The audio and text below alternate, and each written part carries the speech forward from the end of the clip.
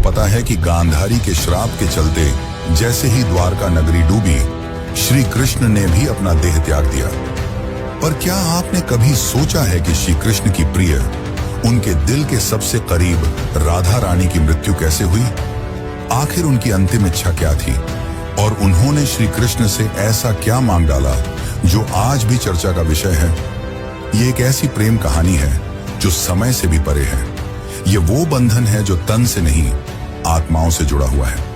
तो दोस्तों, आज हम जानेंगे राधा रानी की मृत्यु का असली रहस्य और उनकी अंतिम इच्छा की अनसुनी मगर रोचक कथा जो आपको हैरान कर देगी। आज की वीडियो अत्यंत ही ज्ञानपूर्वक और प्रेरणादायक है, इसलिए इस कथा और इस रहस्य को समझने के लिए वीडियो को पूरा जरूर देखें, क्योंकि इस कथा को पूरा सुनने से आपका जीवन सफल हो जाएगा।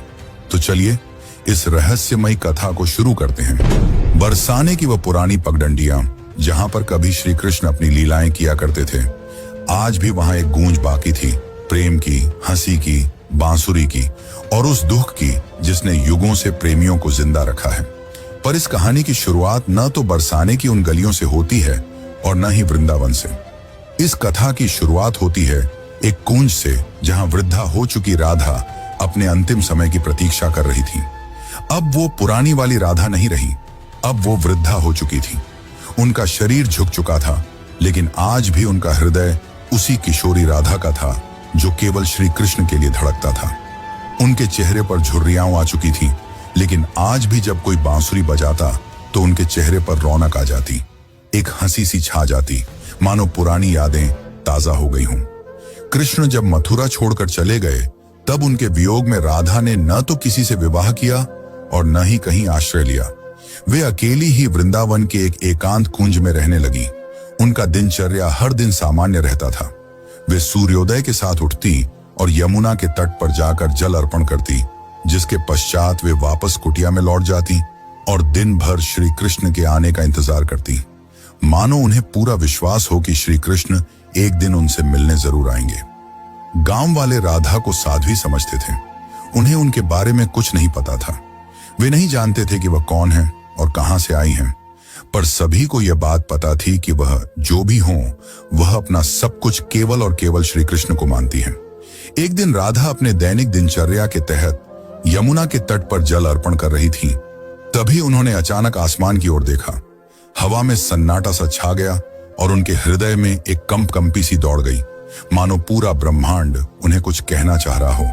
और उसी दिन शाम को वे अपनी कुटिया के बाहर तुलसी के पौधे के पास बैठ गईं और उन्हें प्रणाम करते हुए कहा कि अब मेरे जाने का समय आ गया है, पर मैं यूं ही नहीं जाऊंगी। मैं तब तक नहीं जाऊंगी जब तक स्वयं श्री कृष्ण मुझे विदा न कर दें। राधा ने कहा कि मैं अपना देह तभी त्यागूंगी जब श्री कृष्ण अपने साक्षात रूप में मेरे सामने आएंगे और प्रेम से मेरा नाम पुकारेंगे, राधे। उनकी यह इच्छा सुनकर गांव वाले चौंक गए और सोच में पड़ गए कि आखिर इतने बड़े राजा इस वृद्ध महिला से मिलने क्यों आएंगे। पर किसी ने भी राधा की भक्ति पर संदेह नहीं किया, क्योंकि उन्होंने जीवन भर सिर्फ प्रेम की परिभाषा को जिया था। उनके मन में श्री कृष्ण का अद्भुत प्रेम था और दूसरी तरफ द्वारका में बैठे श्री कृष्ण, जिनके पास सब कुछ था, पर फिर भी उनका दिल आज सूनापन झेल रहा था। कहते हैं ना कि सब कुछ पाकर भी आदमी के पास कुछ नहीं होता। आज श्री कृष्ण की हालत भी वैसी ही थी, लेकिन उन्हें अब अंदर से एक खिंचाव सा महसूस हो रहा था। उन्होंने अपनी आंखें बंद की और राधा की पुकार उनके कानों में गूंज पड़ी। इस पल श्री कृष्ण की आंखों में आंसू थे, पर हृदय में सुकून। उन्होंने तुरंत सब कुछ छोड़कर उसी पल एकांत कुंज की ओर प्रस्थान किया, जहां राधा रानी उनका इंतजार कर रही थी। जब श्री कृष्ण वहां पहुंचे तो राधा कुटिया के बाहर तुलसी के पेड़ के पास बैठी हुई थी। उनकी आंखें बंद थीं और वे ध्यान में लीन थीं। कृष्ण ने धीरे से कहा, राधे। यह शब्द सुनकर राधा की आंखें खुलीं और उनके चेहरे पर एक चमक छा गई। उनकी आंखों में वह प्रेम था जो न कहा जा सकता था और न ही छुपाया जा सकता था। राधा मुस्कुराई और श्री कृष्ण से कहा, प्रभु, अब मेरे जाने का समय आ गया है। अब मेरी आत्मा केवल विश्राम चाहती है। यह सुनकर श्री कृष्ण ने राधा का हाथ थाम लिया। अब राधा की सांसें धीरे धीरे धीमी होने लगी और उन्होंने वहीं तुलसी के पेड़ के नीचे अपने प्राण त्याग दिए। किंतु यह अंत नहीं था। इसी पल वह रहस्य ने जन्म लिया जिसे सुनकर आप चौंक जाएंगे। राधा की आत्मा को तो मोक्ष मिल गया, पर उनके आखिरी शब्द अब भी श्री कृष्ण के कानों में गूंज रहे थे। राधा ने अपने अंतिम पलों में कहा था, प्रभु, जब इस धरती से प्रेम का अर्थ मिटने लगेगा तब मैं फिर लौटूंगी। मुझे फिर जन्म लेना होगा, क्योंकि प्रेम जीवन का प्रमुख हिस्सा है और उसे मिटने नहीं दिया जा सकता। जहां राधा ने अपनी देह त्यागी थी, वहां एक नया पौधा उगाया जो तुलसी से भी अधिक उज्जवल था, मानो कोई स्वर्गीय पौधा हो। गांव के लोग उसे राधा वृक्ष के नाम से पुकारने लगे और वहां पूजा पाठ करने लगे। पर किसी को नहीं पता था कि उस पौधे के नीचे एक रहस्य पल रहा था। वह रहस्य था राधा के पुनर्जन्म का, जो आपको चकित कर देगा। कई युग बीतने के बाद जब प्रेम का मूल्य घटने लगा और लोग सिर्फ वासना में डूबने लगे, तब बरसाने से कुछ दूर एक साधारण किसान के घर में एक कन्या का जन्म हुआ। उसका नाम ललिता रखा गया। पर यह कोई साधारण कन्या नहीं थी। वह बिना किसी के सिखाए ही बांसुरी की मधुर धुन बजा लेती थी। उसकी बांसुरी की आवाज सुनते ही पेड़ों के पत्ते हिलने लगते और पक्षी झूम उठते। गांव के लोग कहने लगे कि यह कोई साधारण लड़की नहीं, बल्कि किसी देवी का अवतार है। वे कहते कि इसे देखकर राधा की याद आ जाती है। ललिता जब 7 साल की हुई तो एक दिन वह यमुना के किनारे बैठी थी। उसी वक्त एक संत वहां से गुजरे। उन्होंने ललिता को देखा और जब उसकी आंखों में झांका तो वे मंत्रमुग्ध हो गए। उन्होंने कहा, वही आंखें, वही चंचल मुस्कान, राधा तुम लौट आई। ललिता को अक्सर सपने में एक सुंदर श्याम वर्ण पुरुष दिखाई देता, जो कोई और नहीं बल्कि श्री कृष्ण ही थे। वे कुछ नहीं बोलते, बस बांसुरी बजाते रहते। उस बांसुरी की धुन ललिता के दिल को छू जाती। एक दिन ललिता ने अपनी मां से पूछा, मां, ये प्रेम क्या होता है? मां ने जवाब दिया, तू अभी बच्ची है, तुझे प्रेम का क्या पता। ललिता चुप हो गई, लेकिन उसकी आंखों में एक पुराना दर्द था, मानो उसने यह सवाल पहले भी किसी और जन्म में पूछा हो। जब ललिता 13 साल की हो गई तो एक दिन वह यमुना तट के पास बैठकर बांसुरी बजा रही थी कि तभी अचानक उसकी बांसुरी से अलग धुन निकलने लगी। वही धुन जो श्री कृष्ण उनके सपनों में आकर बजाया करते थे। अचानक वहां की जमीन थोड़ी सी फटी और एक मूर्ति सी दिखाई दी। ललिता ने उस मूर्ति को निकाला। वह मूर्ति एक स्त्री की थी जिसने बांसुरी पकड़ी हुई थी। जैसे ही ललिता ने उस मूर्ति को अपने हाथ में उठाया, उस मूर्ति से एक दिव्य आवाज निकली जिसने कहा, तुम लौट आई राधे। ललिता चौंक गई। आखिर यह कौन थी और क्यों उसका नाम राधे पुकारा जा रहा था? तो चलिए जानते अब आगे की कथा, जो और भी रोमांचक और रहस्यमयी है। लेकिन उससे पहले अगर वीडियो अच्छी लग रही हो तो इसे लाइक करके कमेंट में राधे कृष्ण जरूर लिखें। उस दिन के बाद ललिता का व्यवहार बदलता जा रहा था। अब वह गहराइयों में सोचने लगी थी। वो जानना चाहती थी कि वह कौन है और उसका जन्म क्यों हुआ है। आखिर क्यों उसे प्रेम और कृष्ण जैसे शब्द इतना आकर्षित करते हैं। उसी दौरान एक संत हिमालय से कई वर्षों की तपस्या कर बरसाने लौट रहे थे। जब उन्होंने ललिता को देखा तो वे स्तंभ रह गए। वह बोले, युगों पहले मैंने यही आंखें राधा की देखी थी। कन्या, तुम इस युग की नहीं हो। तुम्हारा जन्म किसी उद्देश्य से हुआ है। ललिता ने पूछा, कौन सा उद्देश्य? तब उस तपस्वी संत ने अपनी आंखें बंद कर जवाब दिया, अभी के युग में प्रेम केवल एक शब्द बनकर रह गया है। तुम्हें उसे फिर से जीवन बनाना है। अब बरसाने की गलियों में एक नई कथा जन्म लेने वाली थी। दरअसल यह कथा नई नहीं बल्कि पुरानी थी, राधा के पुनर्जन्म की कथा। अब ललिता किशोर अवस्था में पहुंच चुकी थी। अब उनके मन में विचित्र सी बेचैनी थी, मानो कोई उन्हें पुकार रहा हो। रातों में ललिता यमुना के तट पर अकेले बैठती और उस अज्ञात पुरुष की कल्पना करती जो उन्हें सपनों में दिखाई दिया करते थे। एक दिन ललिता ने अपनी मां से पूछा, मां, क्या प्रेम बिना कहे भी हो सकता है? तब उनकी मां ने जवाब दिया, बेटी, सच्चा प्रेम तो वही होता है जो कुछ कहे बिना ही हो जाए। पर ललिता तो कुछ और ही सोच रही थी। उसका हृदय उस व्यक्ति के लिए धड़क रहा था जिससे वो कभी मिली भी नहीं थी। एक दिन उस स्वामी ने ललिता को अपने आश्रम में बुलाया और कहा, राधे, अब समय आ गया है। कृष्ण इस युग में जन्म ले चुके हैं। पर इस युग में उन्होंने एक ब्राह्मण के रूप में जन्म लिया है और तुम्हें उन्हें ढूंढना पड़ेगा। यह सुनकर ललिता खुशी के मारे झूमने लगी, क्योंकि जिस पल का उसे इंतजार था वो आने वाला था। पर एक समस्या थी, ललिता श्री कृष्ण को पहचानेंगी कैसे? तब उस संत ने कहा, जब वे तुम्हारे सामने आएंगे तो तुम खुद ही उसे पहचान लोगी। पर ध्यान रखना, इस बार परीक्षा और भी ज्यादा कठिन होगी, क्योंकि अब युग बदल चुका है। अब तुम्हारा प्रेम व्यक्तिगत नहीं रहा, बल्कि अब तुम्हें लोगों और समाज का सामना करते हुए पूरे संसार को प्रेम का अर्थ समझाना होगा। अब श्री कृष्ण पुनर्जन्म ले चुके थे और एक नव युवक साधु के रूप में थे, जिनका नाम अनंतानंद था, जो लोगों को उपदेश दिया करते थे। पर कोई नहीं जानता था कि असल में अनंतानंद हैं कौन। वे जब प्रवचन देते तो प्रेम की ऐसी वाणी बोलते कि लोग रो पड़ते थे। वे कहते थे, प्रेम केवल शरीर का नहीं बल्कि आत्मा का संबंध है। प्रेम का अर्थ ही है त्याग और समर्पण। पर अंदर से वे भी अधूरा सा महसूस करते थे। वे भी हर रात यमुना के तट पर जाकर बैठ जाते और उस अज्ञात स्त्री के स्वप्न में खो जाते।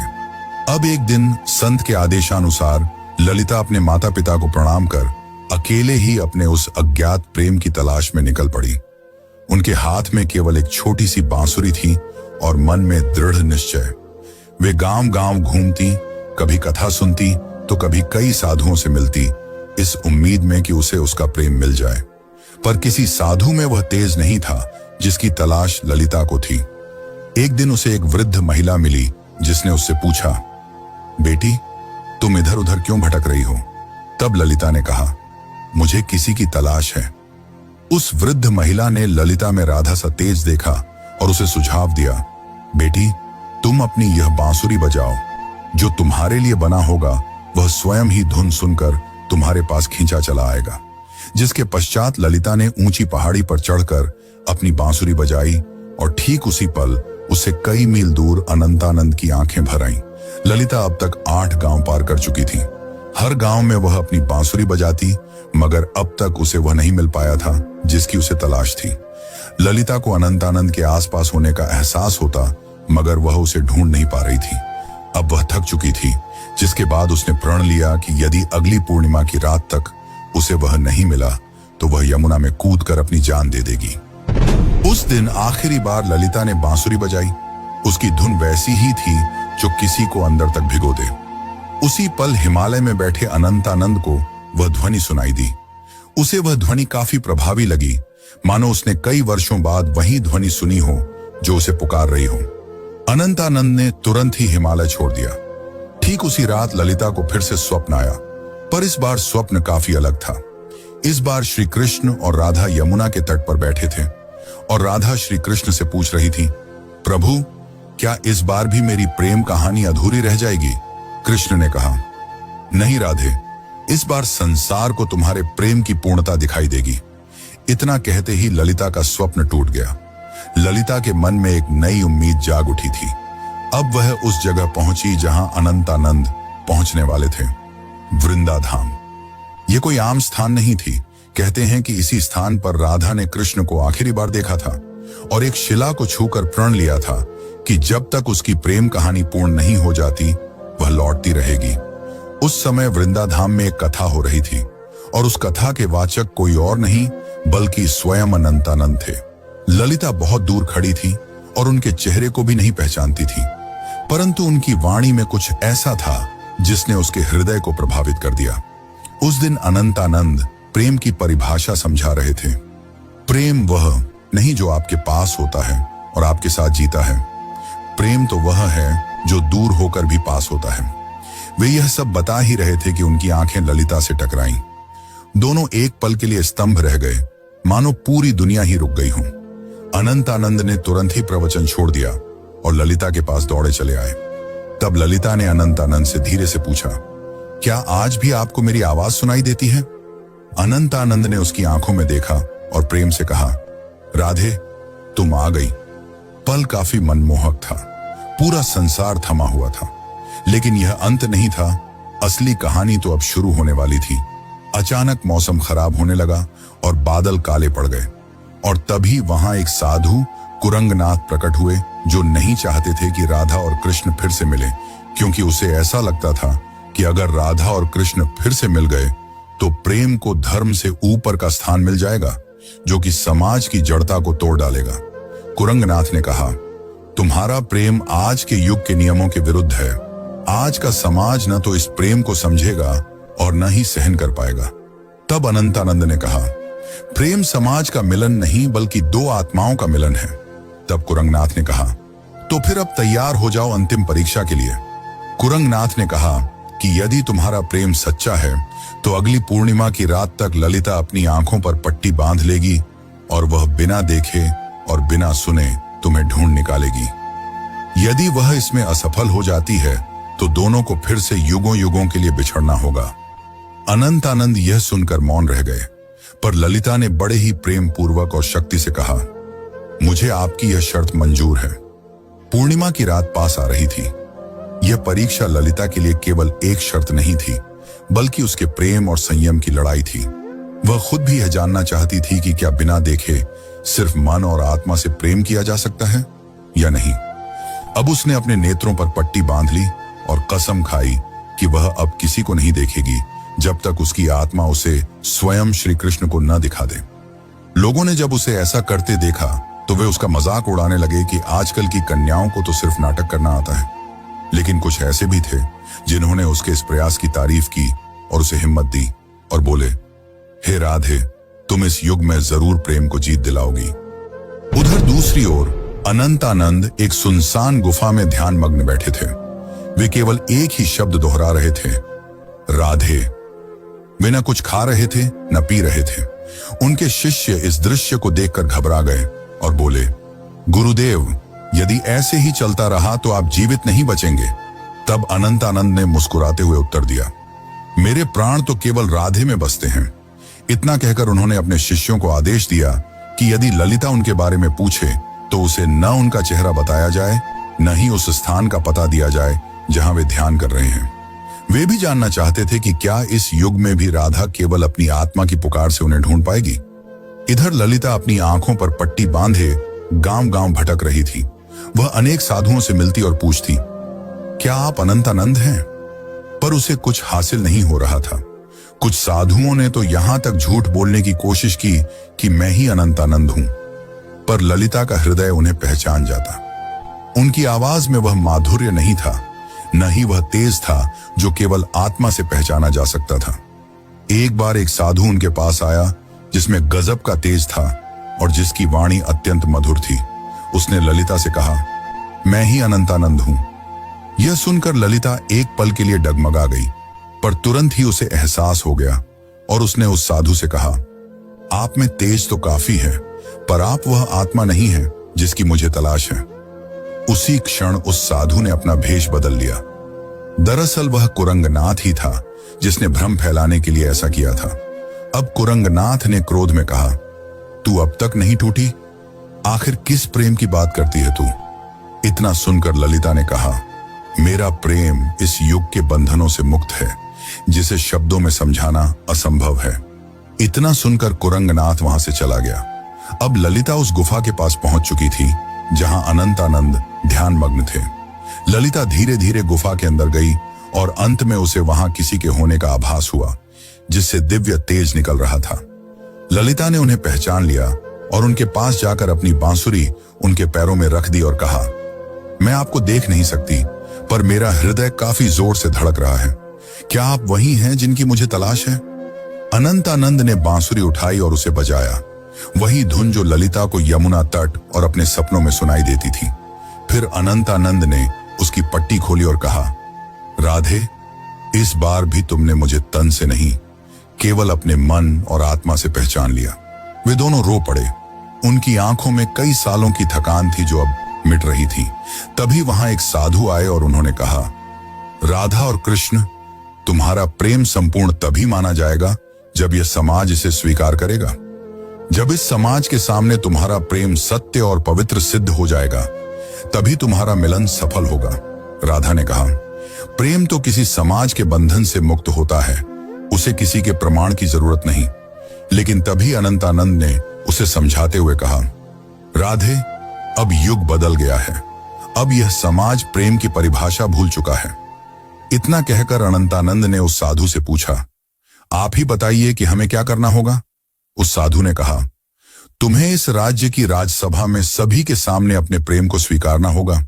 तुम्हें वहां राजा, पंडित और प्रजा सभी को यह बतलाना होगा कि एक ब्रह्मचर्य साधु और एक साध्वी भी प्रेम के बंधन में बंध कर धर्म के मार्ग पर चल सकते हैं।